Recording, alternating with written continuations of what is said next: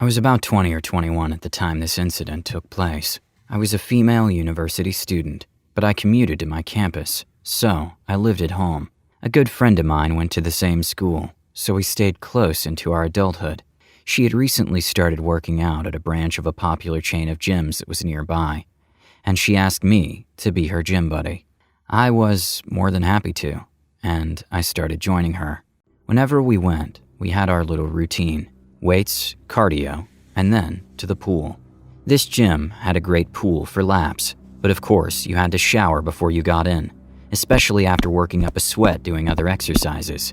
The locker room connected the main section of the complex to the pool area, and it had little cubicles to shower off in.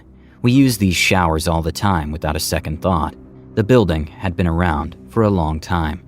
Before it was this particular gym, it was another gym from a different company, and so on.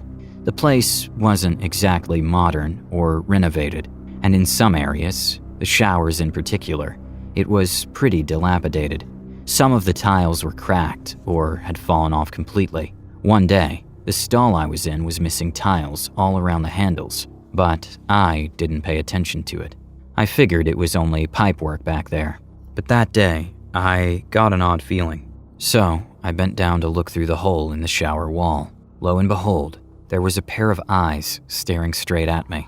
I could tell it was a man, maybe middle-aged. Even staring directly at him, having caught him peeping, he stared right on. He never looked away. His gaze animalistic and intent. The hole went straight through to another room, presumably the showers in the men's locker room.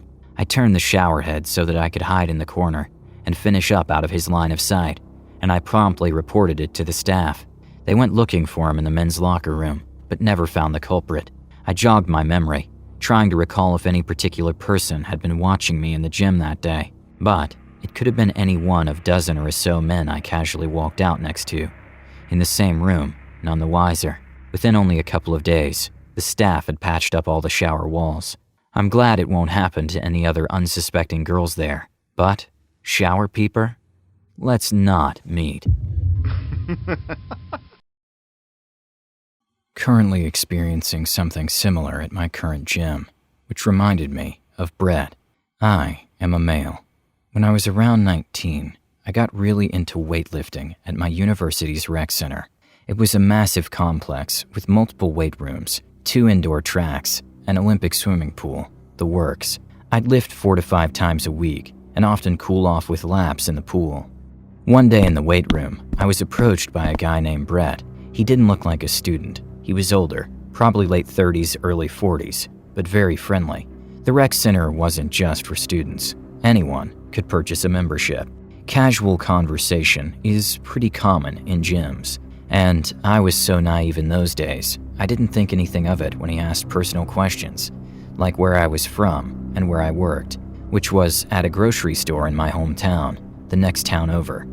I didn't see this guy in the gym every day, but it was common to run into him a couple times a week. We'd shoot the shit for a bit, and I began to sense that he was interested in more than just saying hi. One day, he mentioned that he'd been by the grocery store where I worked, but didn't see me there, and wanted to know what my schedule was. Despite my naivete, I immediately recognized that this wasn't normal, and that I didn't want to talk to this guy anymore. I lied and told him my schedule was different every week, and got back to my workout. One day, not long after, I was walking into work to start my shift. We started at 9 a.m., and he was there in the foyer just hanging around. He called out and tried to talk to me, but I told him, "Hey man, I'm at work right now." After that, I didn't really talk to him in the gym anymore. Looking for me at my job was too weird, and it pissed me off. He'd approach me and I'd just coldly say hey and look away. The final straw was one evening when I just finished swimming laps. The shower room was an open room with 4 shower stands, each with 4 nozzles pointing north, east, south, and west, so 4 people could use the same stand at once. No curtains, no partitions, which may seem odd these days, but I never thought anything of it since I grew up swimming at this pool. I was in there alone showering, my swim trunks hanging on the drying rack, when I glanced toward the doorway to the locker area and saw this motherfucker peeking around the doorway watching me shower. He immediately ducked back and was gone by the time I finished up and went to get dressed. I went straight to the service counter to report what had happened. I only knew his first name, but they seemed to know who I was talking about. Never saw him again after that. I used to live in a trailer park for my sophomore year in college. It was a really nice city, super liberal and hippy-dippy. My 2 roommates were off in class, but I took the day off as our dishwasher took a crap and I had to wait for the repairman to show up. It was one of those ridiculous, anytime between 11 a.m. and 5 p.m. things. I did not want to wait a day longer as my roommates sucked at hand-washing dishes. And I would have to wash them all again as I cooked most of my meals at home and we had a limited kitchen set.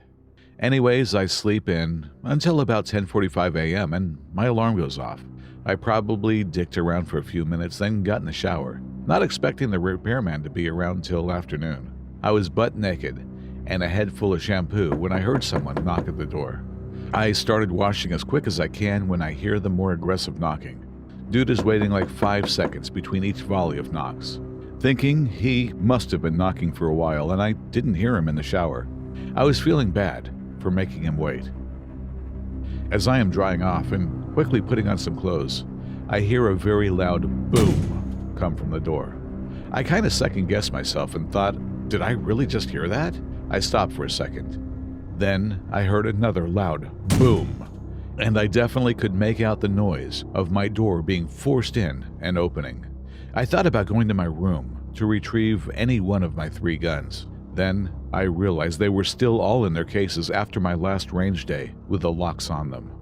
I was almost smiling at the irony of my preparations for this scenario, and I got caught lacking the one day it all mattered, naked and afraid. I heard someone call out hello, and I decided to go meet my maker in a t-shirt and a towel wrapped around my ding-dong. I figured if there was a fight coming, maybe they would second-guess getting my half-washed nuts rubbed all over them.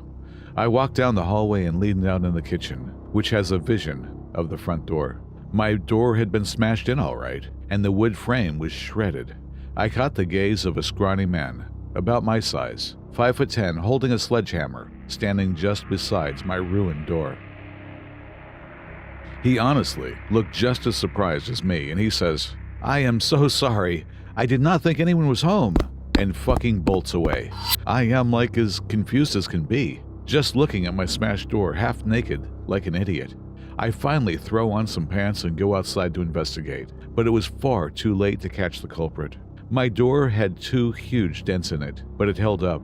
Just the frame had been beaten in and left 2 gashes going in. One where my doorknob was, and the other where my deadbolt was. I had a suspicion that it was not a burglar, so I called my dad and asked him if the repairman he sent had just come by, and explained what just happened as best I could. He said he would call me back. I get a ring from him a few minutes later, while I'm seeing if I can salvage the door, and he sounds livid. The contractor they sent was mistakenly told the job was for an asbestos test, typically what has to be done before a trailer is taken to the dump. The guy must have assumed the home was vacant, and let himself in after a courtesy knock, and got scared when I was home and ran away. The part that made my dad angry was that they tried to say we had to pay for the damages for some smooth brain reasoning the greaseball manager came up with, and ended up with a "see you in court" for my dad. He told me to photograph anything we could use as evidence, and he would drive over to help me fix my door as he was only about an hour's drive. Making a very long and boring story short after that, it all ended up with a contracting company deciding to just cough up $200 instead of going to court, and the cherry on top was they sent the man that beat my door in back to give me the most awkward and rehearsed apology. I was reminded of this story as I drove past their office today and saw their doors were shuttered and everything was gone. Hopefully out of business and no longer sledging doors in for surprise asbestos tests.